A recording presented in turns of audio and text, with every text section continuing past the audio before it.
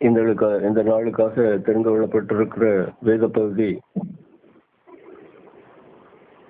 2 ராஜாக்கள் 5ஆம் அதிகாரம் 25ஆம் வசனத்திலிருந்து 27ஆம் வசனம் வரைக்கும். 2 ராஜாக்கள் 5ஆம் அதிகாரம் 25 முதல் 27 வரைக்கும்.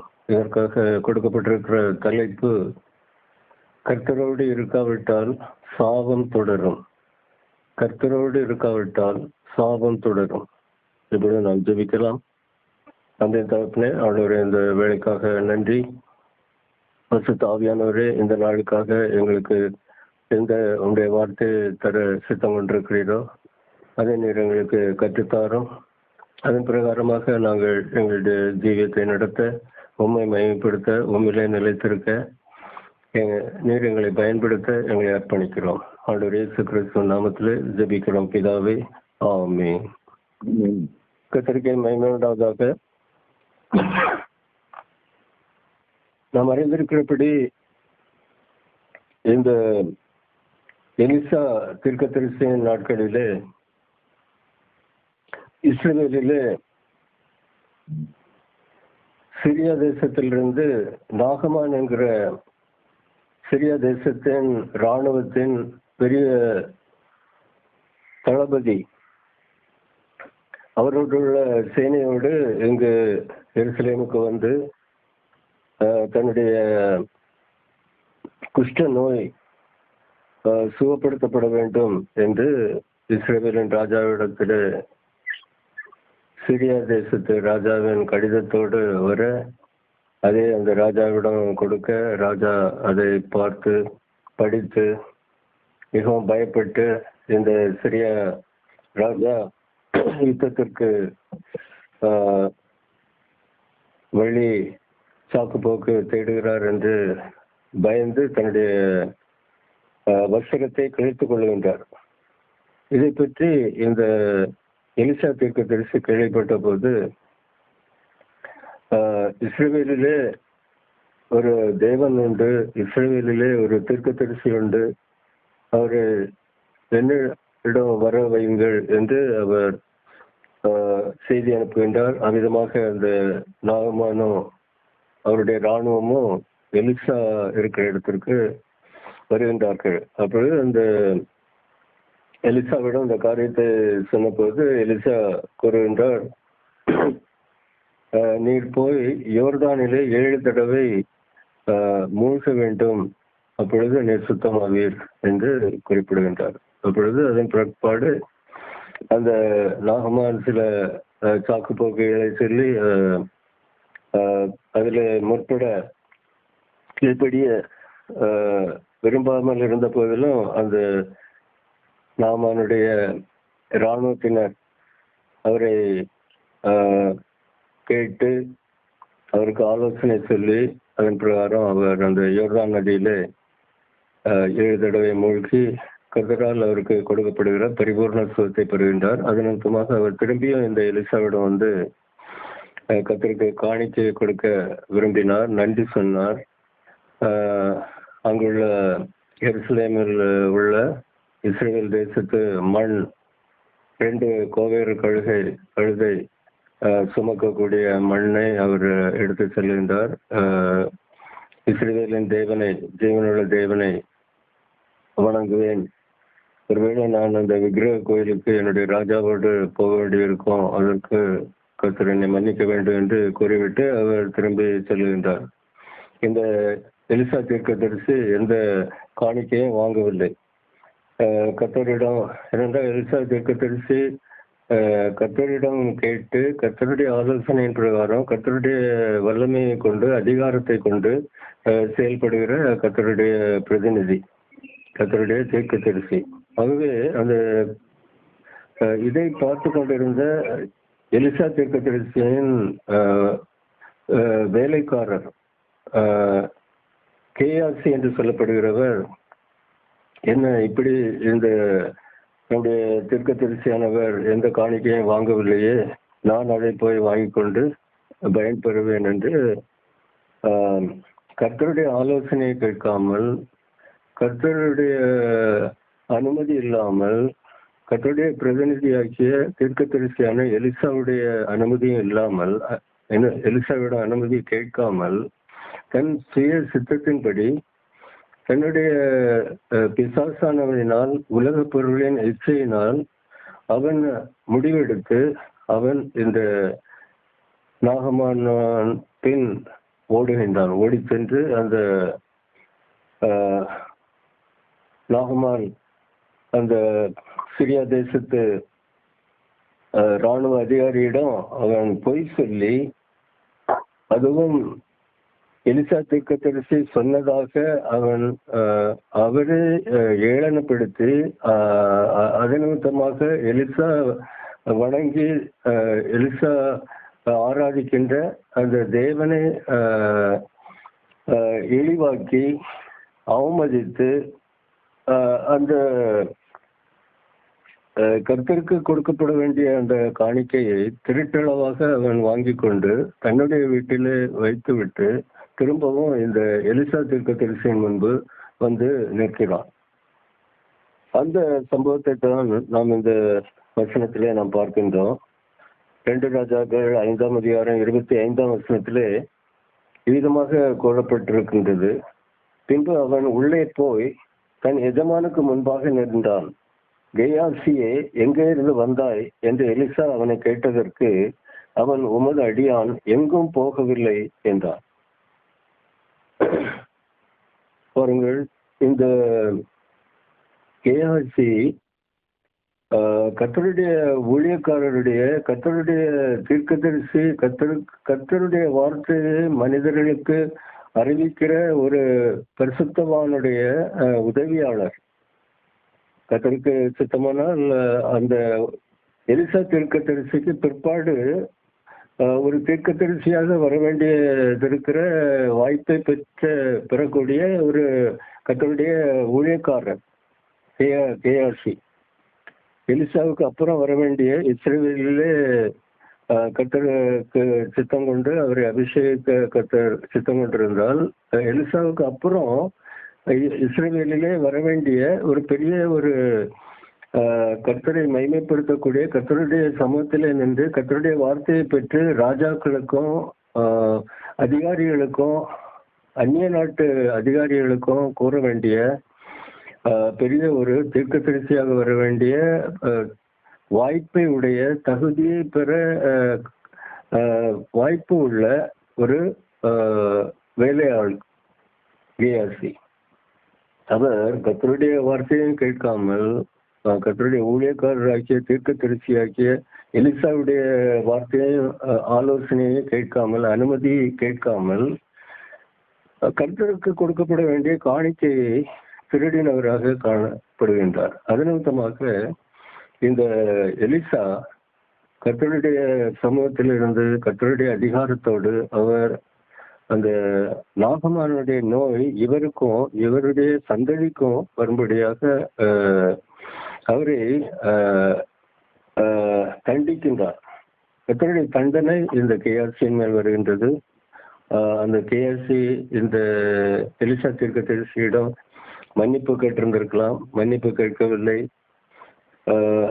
இப்பொழுது அந்த சிரியா தேசத்திலிருந்து அந்த இஸ்ரேல் தேசத்துக்கு சுமந்து வரப்பட்ட அந்த குஷ்டரோகம் இந்த இஸ்ரேல் மகனாகிய இஸ்ரேல் தேசத்தானாகிய அந்த கேயாசியையும் அவருடைய குடும்பத்தினரையும் ஆட்கொள்ளுகிறது. எவ்வளவு பரிதாபம் பாருங்கள். நம்முடைய அன்றாட வாழ்க்கையில நாம் கர்த்தருடைய விசுவாசிகள், கர்த்தருடைய ஊழியக்காரர்கள், கர்த்தருடைய சமூகத்திலே கர்த்தரை சேவிக்கின்ற கர்த்தருடைய பிரதிநிதிகளாக, பரலோகத்தின் பிரதிநிதிகளாக, கர்த்தருடைய அதிகாரத்தை பெற்ற கர்த்தரால் பயன்படுத்தப்படுகிற தெய்வ ஊழியக்காரர்களாக இருக்கின்றோம். நம்முடைய அன்றாட வாழ்க்கையிலே நாம் அதிக ஜாக்கிரதையோடு கர்த்தரை நாம் சேவிக்க வேண்டியவர்களாக இருக்கின்றோம்.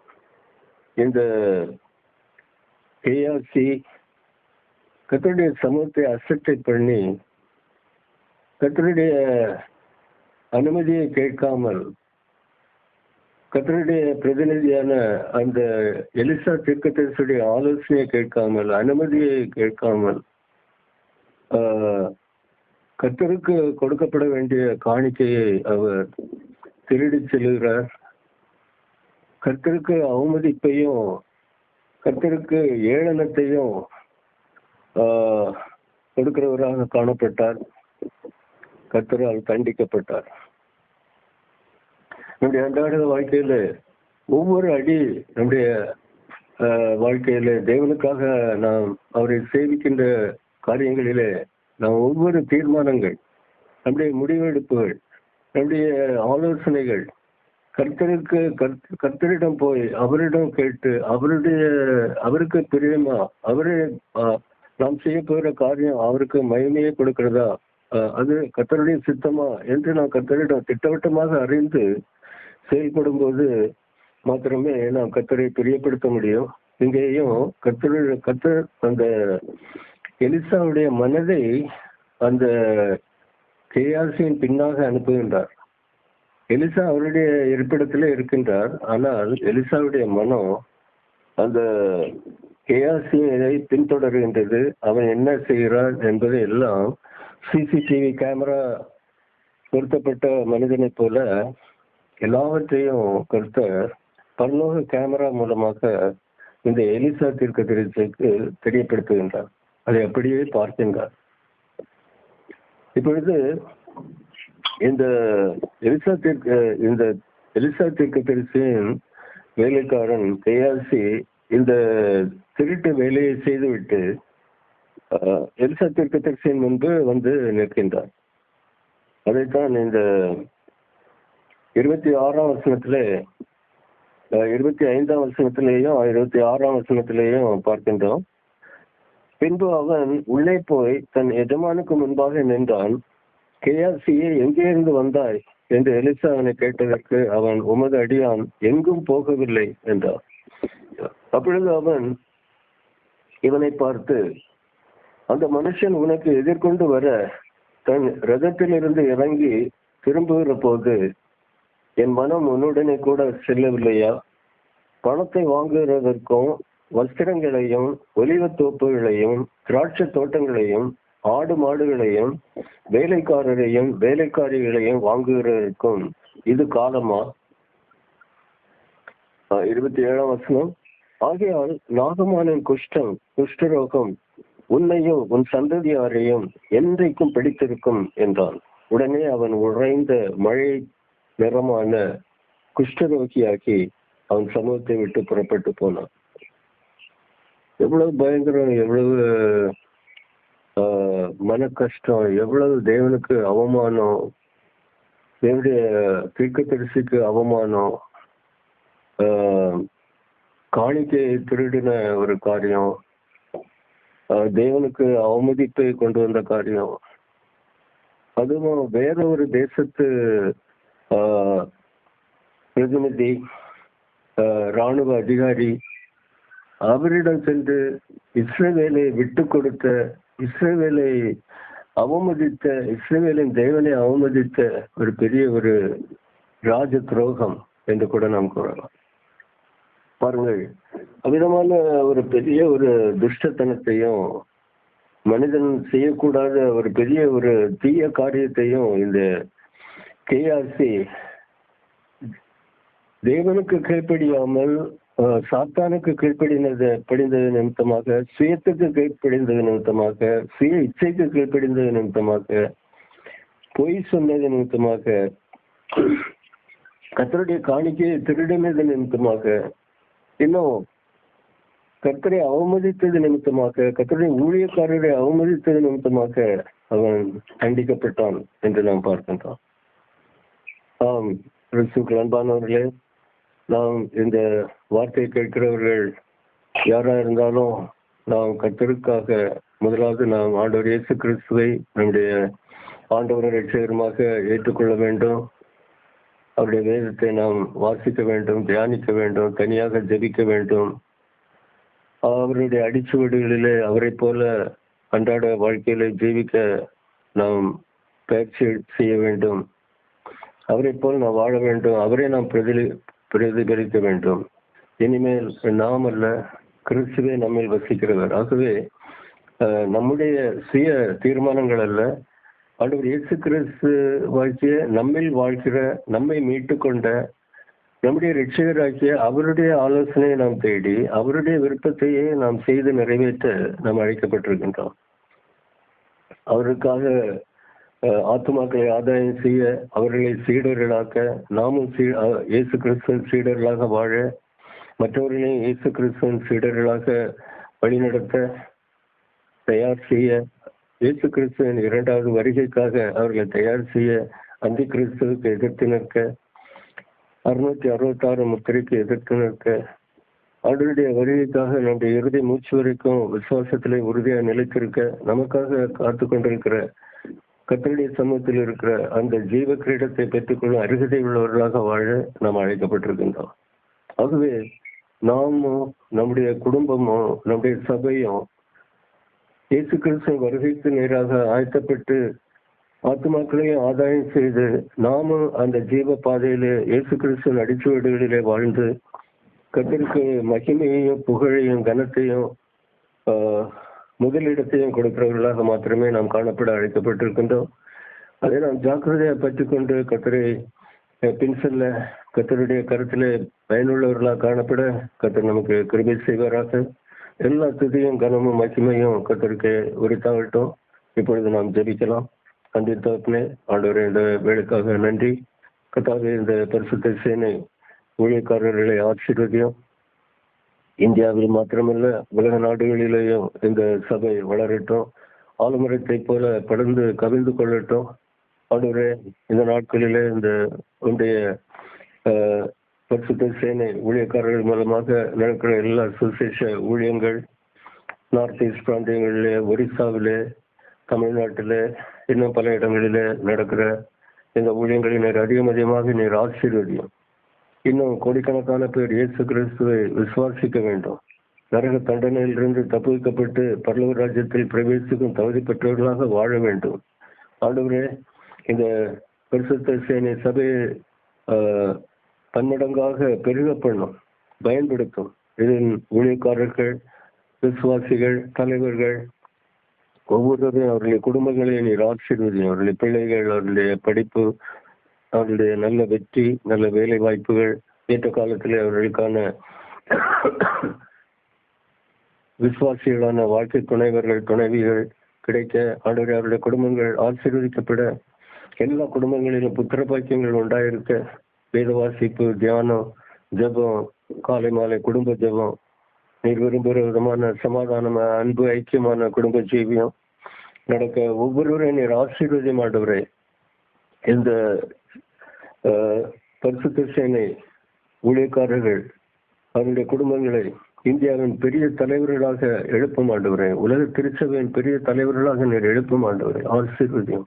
நோய்களில் இருந்தோம், ஆபத்துகளில் இருந்தோம், விபத்துகளில் இருந்தோம், இன்னும் எத்தனை விதமான தீமைகளில் இருந்தோம், தொற்று நோய்களில் இருந்தோம், அவர்களை பாதுகாத்துடலாம். பெரிய சமாதானம், பெரிய உயர்வு, பெரிய மேன்மைகள் அவர்களால் உண்டாகட்டும். ஆண்டவரே, உங்களுடைய நாமம் மையப்படட்டும், உங்களுடைய தேசம் ஆசீர்வதிக்கப்படட்டும். எல்லா துதியும் கனமும் மகிமையும் உமக்கே தருகிறோம். இந்த வார்த்தைகளை கேட்டுக்கொண்டிருக்கிற யாருக்காவது சரீரத்திலே சுகவீனம் இருப்பேன், அவருடைய உச்சந்தலையிலிருந்து உள்ளங்கால் வரைக்கும் இயேசு கிறிஸ்துவ நாமத்திலே சுகம் உண்டாவதாக, உங்களுடைய நாமம் மையப்படுவதாக.